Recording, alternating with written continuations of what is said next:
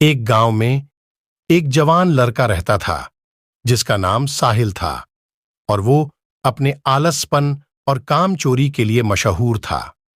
सभी गांववासी उसे आलसी कहकर ही पुकारते थे क्योंकि वो पूरे दिन एक पेड़ के नीचे पड़ा रहता और लेटते लेटते वो अपने फ्यूचर के बारे में सोचता रहता और अच्छे अच्छे सपने देखता।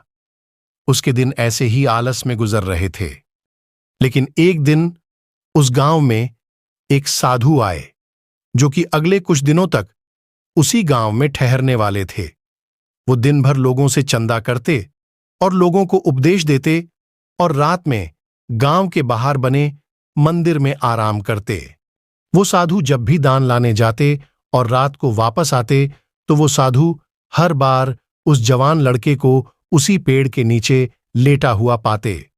साधु 3 दिनों तक ये सब देखते रहे और समझ गए कि ये लड़का मानसिक आलस का गुलाम है।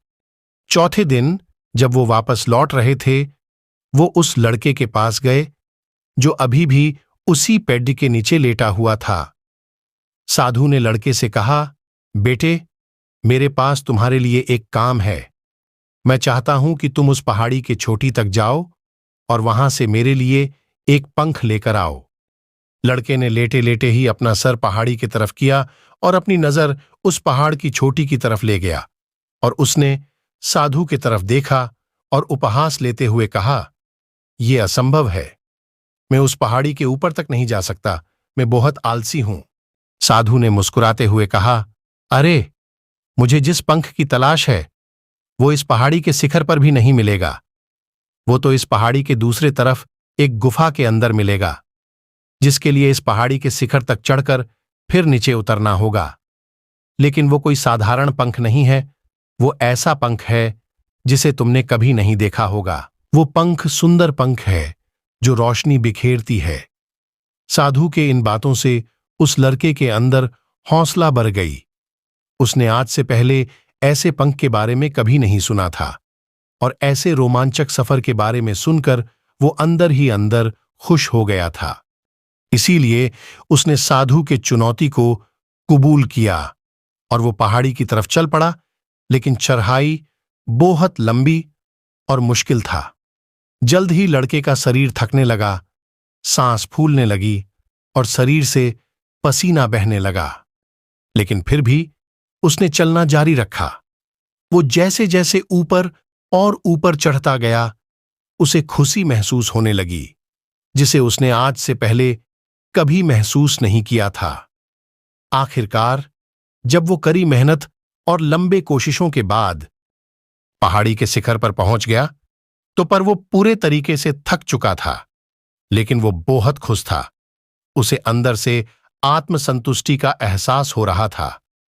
उसके चेहरे पर योद्धाओं जैसी मुस्कान थी, जैसे उसने कोई युद्ध जीत लिया हो। फिर उसने पहाड़ी के शिखर से नीचे देखा। उसके सामने एक बहुत ही मनमोहक नजारा था। लेकिन असली चुनौती आगे थी, क्योंकि उसे फिर उस पहाड़ी से नीचे भी उतरना था और उस गुम्फा को भी ढूंढना था जिसमें पंख मिलने की बात कही गई थी। नीचे उतरना बहुत ही ज्यादा मुश्किल और खतरनाक था, क्योंकि ढलान ज्यादा गहरी थी और चढ़ाई के समय लड़का बहुत बार लड़खड़ाया और गिरा भी था, तो वो डर भी उसके अंदर था। लेकिन साधु को वो पंख लाके देने के वादे की वजह से वो लगातार आगे बढ़ता रहा। काफी खोज, मुश्क्कत और कड़ी मेहनत के बाद जब वो अंत में गुम्फा तक पहुंचा तो उसने देखा कि पंख वहीं पड़ा हुआ था, जो कि ऊपर एक बड़ी सुराख से आने वाली रोशनी की वजह से चमक रहा था। फिर उसने उस पंख को उठाया और उसके सुंदरता को देखता ही रह गया। वो काफी देर तक पंख को ही घूरता रहा, लेकिन फिर अचानक उसे याद आया, मुझे तो अभी वापस भी जाना है। उसने खुद की तरफ देखा। वो पूरी तरह से थक चुका था और वो चिंता में पड़ गया कि वो पहाड़ में कैसे चढ़ेगा और वो साधु तक पंख कैसे पहुंचाएगा। एक पल के लिए उसने हार मानने के बारे में सोचा, लेकिन उसे वो खुशी और गर्व की भावना की याद आ गई जो उसने पहाड़ी के शिखर पर पहुंचकर महसूस किया था। उसे एहसास हुआ कि उसके अंदर इस सफर को दोबारा पूरा करने की ताकत और मजबूती है। वो दोबारा पहाड़ी पर चढ़ने लगा। उसके मांसपेशियों में दर्द हो रहा था और कमजोरी की वजह से पैर कांप रहे थे, सांस फूल रहे थे। वो कई बार लड़खड़ाकर गिर भी पड़ा, लेकिन उसने हार नहीं मानी। वो खुद को आगे बढ़ाने के लिए लगातार मेहनत करता है। अधिक मेहनत और घंटों की कड़ी कोशिशों के बाद जब वो साधु के पास पहुंचा और उनके हाथों में वो पंख रखा, तो उसके खुशी का ठिकाना न रहा। उसे महसूस हुआ कि उसने आज अपने आलस पर काबू पा लिया है और कुछ बढ़िया करके दिखाया है। उसके चेहरे पर इतनी खुशी और संतुष्टि का भाव देखकर साधु मुस्कुराए और बोले, बहुत बढ़िया मेरे बच्चे, आज तुमने जीवन का बहुत ही महत्वपूर्ण सबक सीखा है कि आलस कोई ऐसी चीज नहीं है जिसे स्वीकार कर लिया जाए, बल्कि आलस एक चुनौती है जिसे दूर करना होगा। ये एक बाधा है जिसे पार करना होगा, और आलस को खत्म करने के लिए तुम्हें अपना पहला कदम उठाना ही होगा। अपने मकसद की तरफ चलना ही होगा, और तब तक चलते रहना पड़ेगा जब तक तू अपनी मंजिल को हासिल नहीं कर लेता। लड़के ने साधु के शब्दों की गहराई और उसके मकसद को समझते हुए हां में अपना सर हिला दिया। आज उसे एहसास हुआ कि वो हमेशा ही बड़ी और महान चीजें करने में काबिल था, लेकिन उसके आलस ने उसे रोक रखा था। अब वो जानता था कि उसके पास अपने रास्ते में आने वाले किसी भी बाधा को वो दूर करने की ताकत और मजबूती है। इसके बाद साधु ने उस लड़के को आशीर्वाद दिया और उस गांव से चले गए। इस कहानी से सीखने वाली बात यह है कि मकसद अगर हम उसे पूरा करने के लिए खुद को आगे बढ़ाते हैं, तब हम अपने अंदर ऐसी ताकत और मजबूती की खोज करते हैं जिसके बारे में हम कभी नहीं जानते थे।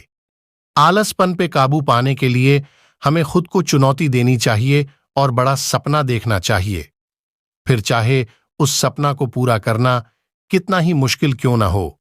हमें लगातार मानसिक और शारीरिक आगे बढ़ते रहना चाहिए। बाधाओं और असफलता के बावजूद मजबूत रहना चाहिए।